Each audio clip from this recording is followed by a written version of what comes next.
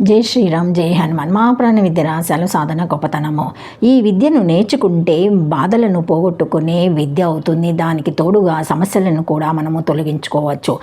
పిల్లలు వాళ్ళ కాళ్ళ మీద వాళ్ళు నిలబడాలని ఎలా కోరుకుంటారో గురువులు కూడా శిష్యులు వారి కాళ్ళ మీద వారు ఆధారపడాలని కోరుకుంటారు. ఆ శక్తి మీకు రావాలంటే ఈ ప్రాణ విద్య సాధన చెయ్యాలి.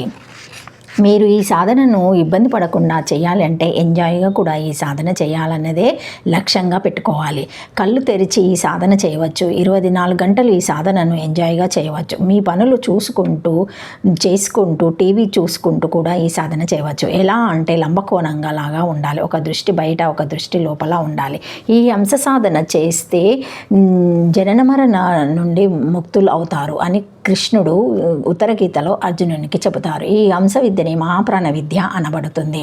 కంఠంలో ఉన్న అంశను సహస్రానికి తీసుకెళ్ళాలి. అక్కడ సహస్రారమును టచ్ చేసుకుంటూ క్రిందికి దిగుతూ ఉండాలి. ఇదే సాధన, ఇదే రహస్యము.